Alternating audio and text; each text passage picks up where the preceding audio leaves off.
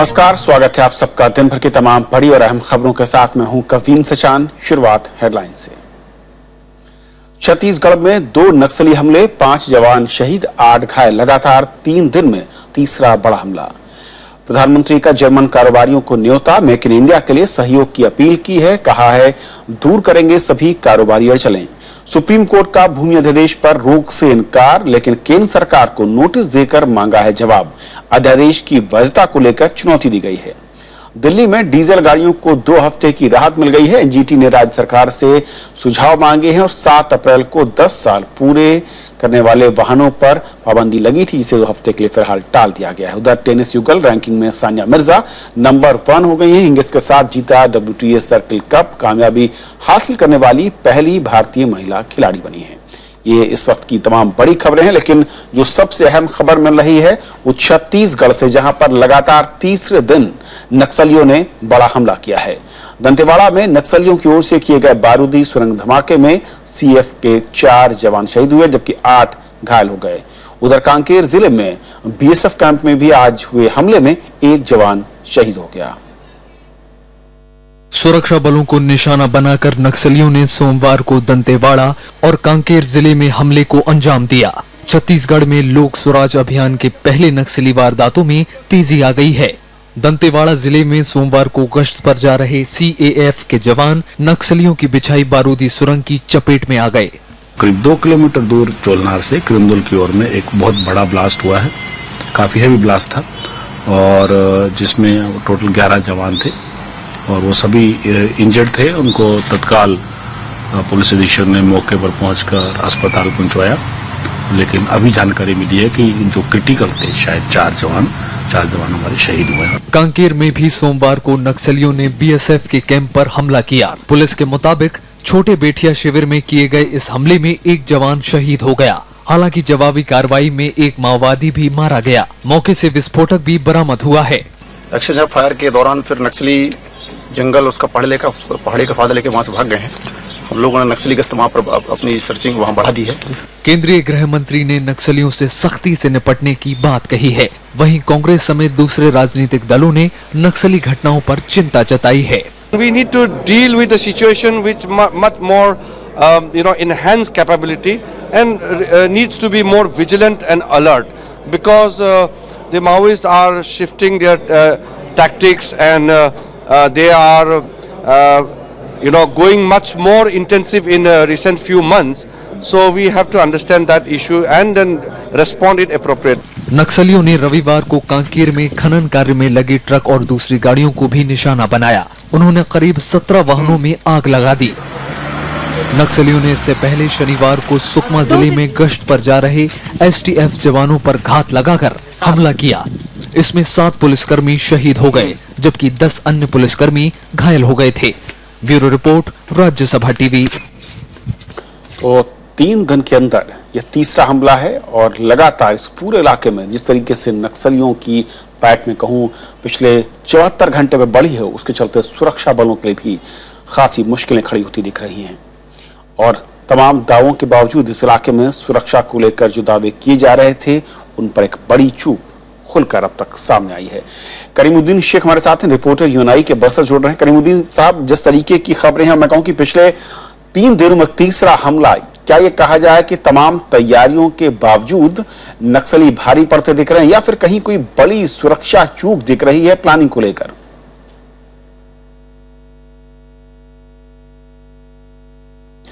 आपको आवाज मिल रही है करीमुद्दीन साहब?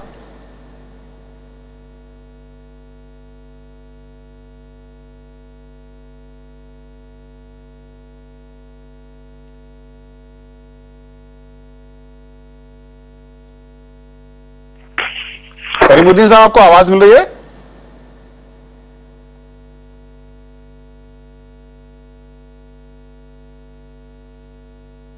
चलिए, शायद उन तक मेरी आवाज नहीं पहुंच पा रही है।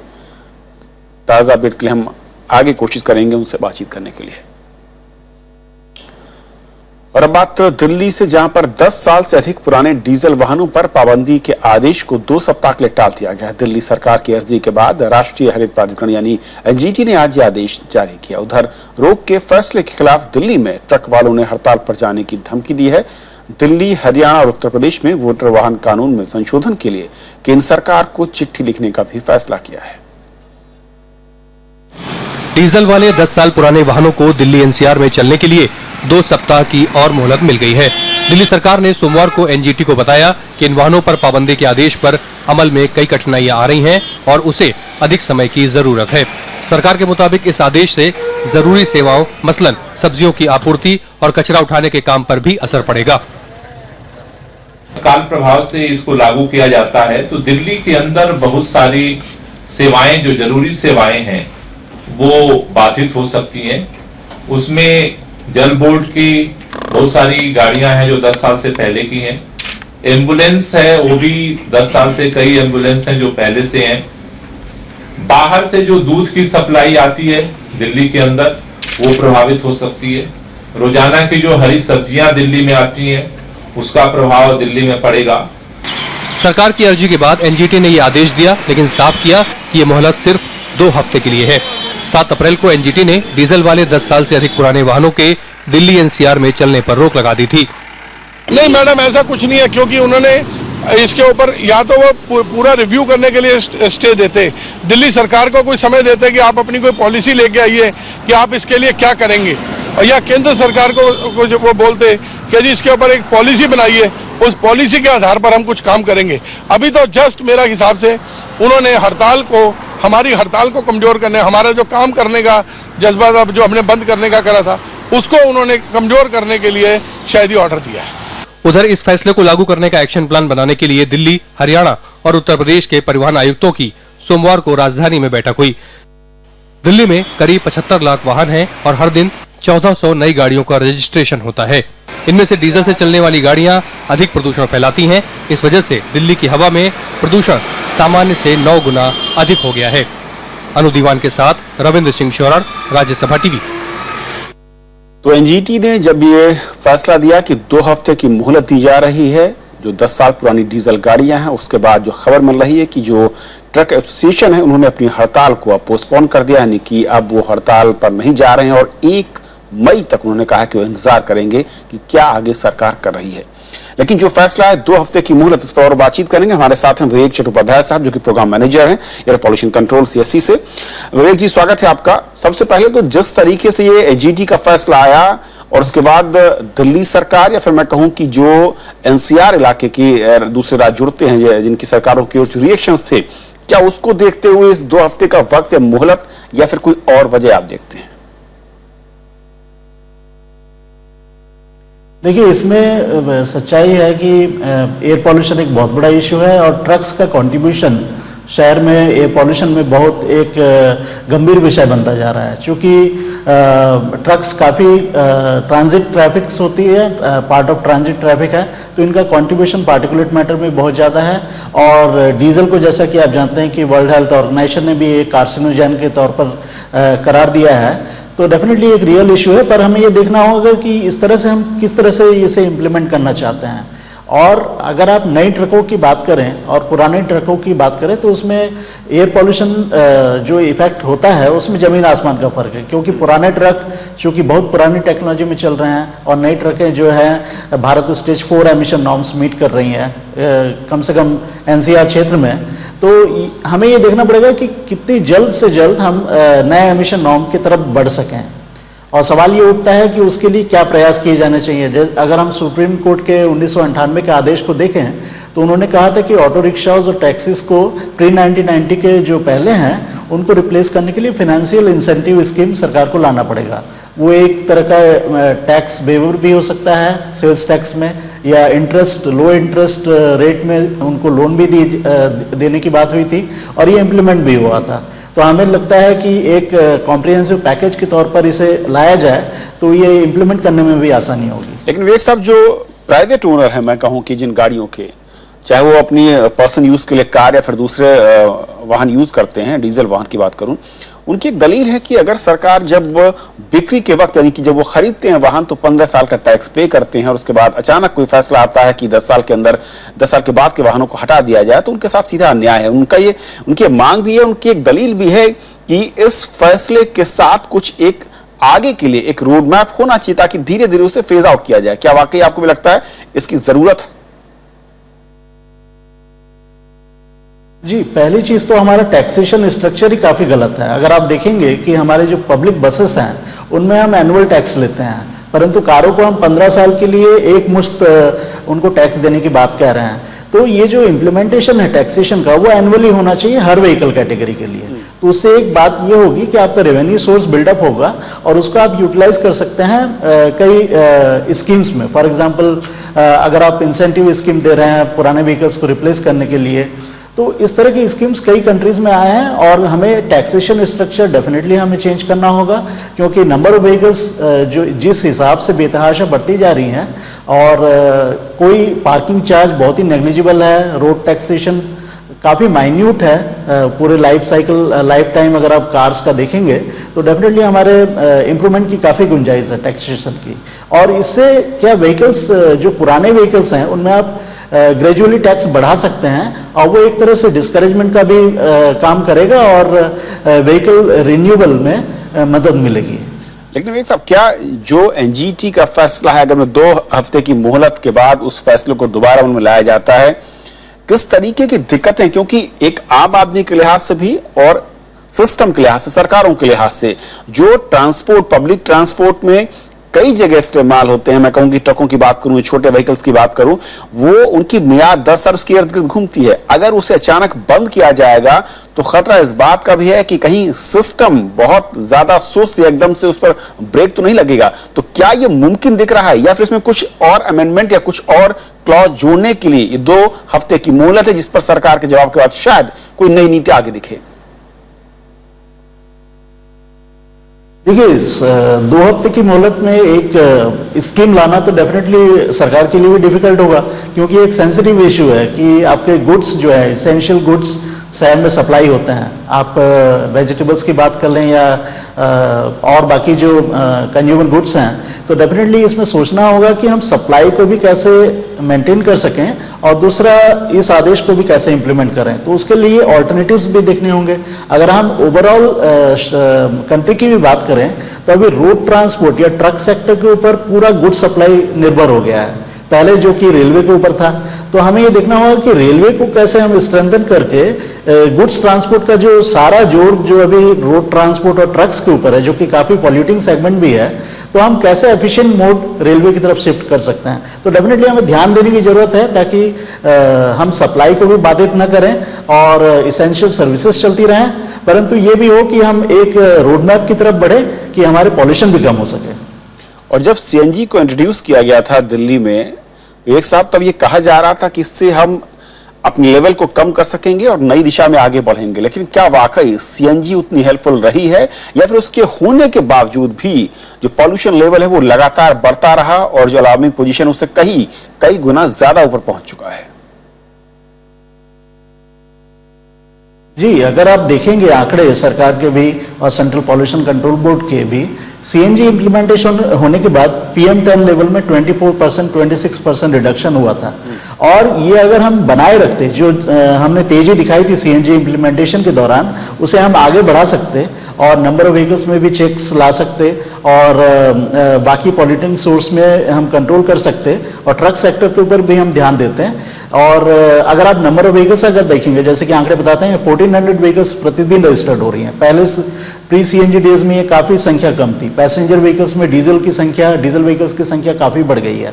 तो हमने पब्लिक ट्रांसपोर्ट की ओर ध्यान दिया, उन्हें क्लीन फ्यूल में चलाया, ऑटो रिक्शास को कन्वर्ट किया, परंतु हमने प्राइवेट व्हीकल्स की ओर ध्यान नहीं दिया, ट्रक सेगमेंट की ओर ध्यान नहीं दिया। तो ये जो मेजर सेगमेंट्स हैं इनके ऊपर ध्यान देने की जरूरत है और हम ज्यादा डिले नहीं कर सकते हैं। जैसे बाईपास का इशू आपको मालूम है कि काफी सालों से लटका हुआ है और उसमें अब शायद तेजी आ सकती है, चूंकि ये पॉल्यूशन बहुत बड़ा मुद्दा बन गया है। तो हमने एक बहुत कीमती समय हमने खो दिया है और खास करके अभी ये मुद्दा है कि हम कितनी जल्द से जल्द हम एक्शन ला सकते हैं। तो डेफिनेटली एनजीटी ने एक आदेश दिया है जो कि इम्प्लीमेंट डेफिनेटली हमें एक नई दिशा की ओर ले जाएगा, परंतु सरकार के तौर पर उन्हें सोचने की जरूरत है कि एक तरह से कॉम्प्रिहेंसिव जो इसमें अप्रोच होना चाहिए वो भी सामने रहना चाहिए। अदरवाइज ये एडॉक मेजर्स जो होंगे उससे नतीजा नहीं मिलेगा।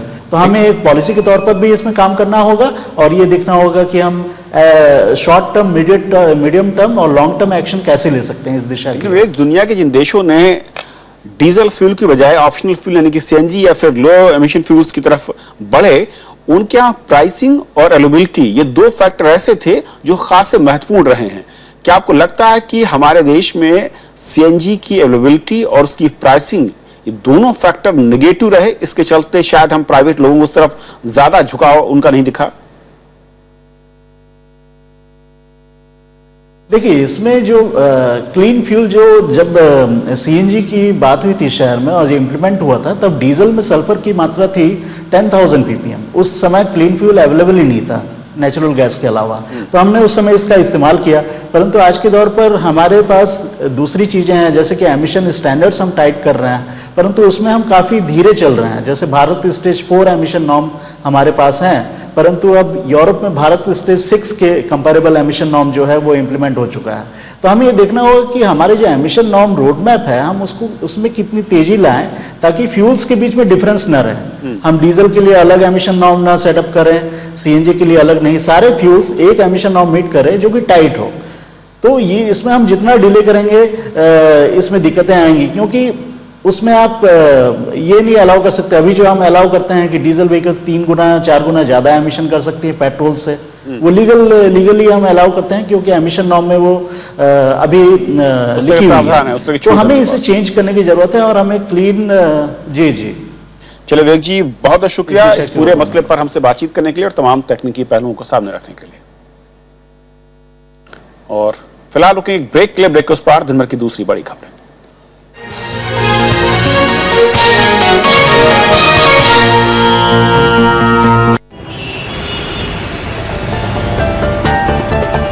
पुराने डीजल वाहन हटाने का फैसला, अत्यधिक संवेदनशीलता या महत्वाकांक्षा, क्या प्रदूषण पर लग सकेगी रोक? देखिए देश देशांतर, एनजीटी आदेश कितना जायज, आज रात 8:30 बजे।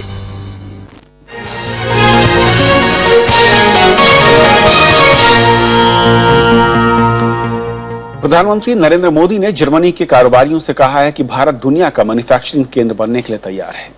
उन्होंने विकसित देशों से इस मौके का उपयोग करने के लिए मेक इन इंडिया मिशन में शामिल होने की अपील की। जर्मनी की चांसलर एंजेला मर्केल के साथ प्रधानमंत्री की शिखर वार्ता कल होनी है। जर्मनी के दौरे पर गए प्रधानमंत्री नरेंद्र मोदी ने हनोवर व्यापार मेले में भारत के पवेलियन का उद्घाटन किया और इस मौके पर जर्मनी की चांसलर एंजेला मर्केल भी मौजूद थी। प्रधानमंत्री ने इस मौके का इस्तेमाल भारत की औद्योगिक छवि बनाने में किया। पूरे विश्व का आज भारत पर ध्यान केंद्रित हुआ। 3 प्रमुख बातें, डेमोग्राफी, डेमोक्रेसी एंड डिमांड, वे पूरे विश्व को आकर्षित कर रही है। तबाह फसलों के मुआवजे के मामले में तमाम राजनीतिक दलों ने उत्तर प्रदेश सरकार की आलोचना की है। यूपी के फैजाबाद, इलाहाबाद और बुंदेलखंड के कुछ इलाकों में किसानों को 100 रुपए से भी कम का मुआवजा बांटा गया। हालांकि बाद में राज्य सरकार ने किसानों को न्यूनतम 1,500 रुपए मुआवजे का ऐलान किया और लापरवाही के लिए कई अधिकारियों पर कार्रवाई भी की। बेमौसम बारिश से तबाह फसलों के बाद मुआवजे की ये रकम किसानों के साथ मजाक से कम नहीं। किसानों को कहीं 75 रुपए तो कहीं 100 रुपए के चेक जारी हुए। अब इस दोहरी मार से किसान निराश हैं। पत्थर से गिर के नष्ट हो गए। उसके बाद हमने सुना कि सर्वे हुई, सर्वे में कोई इतना नहीं हुआ और उसके बाद हम शाम तक बैठे रहे वहाँ कि मंत्री जी आएंगे तो मिलेगा, तो हमको 75 रुपए के चेक मिले। किसानों के साथ मजाक हुआ है और किसानों को जितना किसान भीख देता है, भीख के बराबर भी सरकार ने किसानों को भिखारी से भी बेहतर किसानों को समझाया, जबकि किसान सबका पेट भरता है। मुआवजे की रकम को लेकर किसानों के साथ अलग अलग राजनीतिक दलों ने राज्य सरकार की आलोचना की है, जबकि सत्तारूढ़ समाजवादी पार्टी इसे अधिकारियों की लापरवाही बता रही है। देखिए, हमारी सरकार ने रुपया रिलीज किया, एक मानक है, मानक के अनुसार फसल जितनी क्षति हुई उसके हिसाब देना चाहिए। अगर 100 रुपए दिया गया ये तो मजाक है। और मैं कहता हूँ ऐसे अधिकारी जिन्होंने सब किया है उनके खिलाफ राज्य सरकार को कड़ी कार्रवाई करनी चाहिए। तो स्वाभाविक है, यथा राजा तथा प्रजा, कर्मचारी भी उसी प्रकार के संवेदनशील है। पूरे प्रदेश में बिना सुविधा शुल्क के कहीं आकलन नहीं हो रहा। खेत पर जाकर खेत को इकाई मानकर किसान के साथ खड़ा होकर आकलन नहीं हो रहा। चौतरफा आलोचना के बाद राज्य सरकार ने किसानों के लिए मुआवजे के नए नियमों का तुरंत ऐलान किया। कुछ लेखपालों और अधिकारियों के खिलाफ कार्रवाई के आदेश भी जारी किए गए हैं।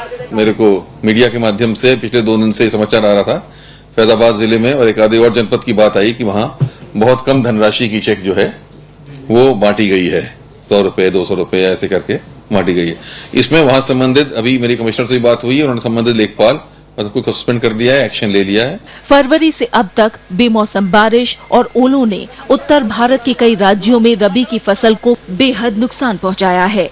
केंद्र सरकार के शुरुआती अनुमान के मुताबिक देश में करीब 85 लाख हेक्टेयर की फसलें तबाह हुई हैं। केंद्र सरकार ने हाल ही में किसानों को मुआवजे की राशि में 1.5 गुना की बढ़ोतरी का ऐलान किया है। Bureau report, Rajya Sabha TV. Tennis की बात है कि उससे पहले भूमि अधिग्रहण पर दोबारा जारी अध्यादेश के मामले में सुप्रीम कोर्ट ने आज केंद्र सरकार को नोटिस जारी किया है।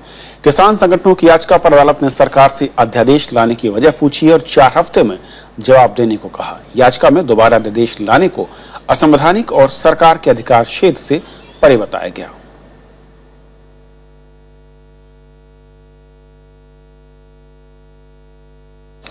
और बात टेनिस की, जहां पर स्टार सानिया मिर्जा और मार्टिना हिंगिस की जोड़ी विश्व डबल्स रैंकिंग में नंबर 1 पर पहुंच गई है। सानिया मिर्जा ये कामयाबी हासिल करने वाली पहली भारतीय महिला खिलाड़ी हैं। 28 साल की सानिया को खेल जगत से लेकर दूसरे जगत की अनेक हस्तियों ने बधाई दी है। शीर्ष पर पहुंची सानिया मिर्जा, टेनिस के महिला डबल्स में नंबर 1 का स्थान किया हासिल। सानिया और हिंगिस की जोड़ी ने अमेरिका में रविवार को WTA फैमिली सर्कल कप जीतने के बाद ये कीर्तिमान अपने नाम किया। हिंगिस के साथ सानिया की ये लगातार तीसरे खिताबी जीत है। इससे पहले वो इंडियन वेल्स और मियामी में उनके साथ जीत दर्ज कर चुकी हैं। सानिया ने इस कामयाबी को किसी सपने के सच होने की तरह बताया।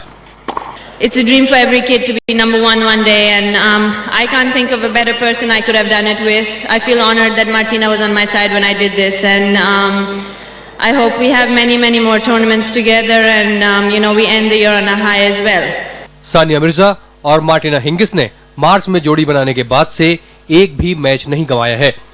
सानिया से पहले भारत के लिएंडर पेस और महेश भूपति पुरुष डबल्स रैंकिंग में शीर्ष पर पहुंचे हैं। She has been playing outstanding tennis for the whole of last 2 years, and I think her partnership with Martina Hingis has proved very successful. They won 3 back-to-back WTA events, 2 Masters events, and now the last event which they won. And I think they were very bright 2015 in front of them. Sania grand slam tournament जीतने वाली भारत की पहली महिला खिलाड़ी भी हैं।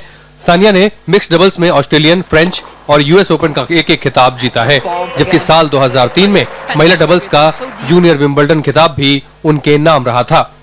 Bureau report, Rajya Sabha TV. तो खबरों फिलहाल अभी बस इतना ही। नमस्कार।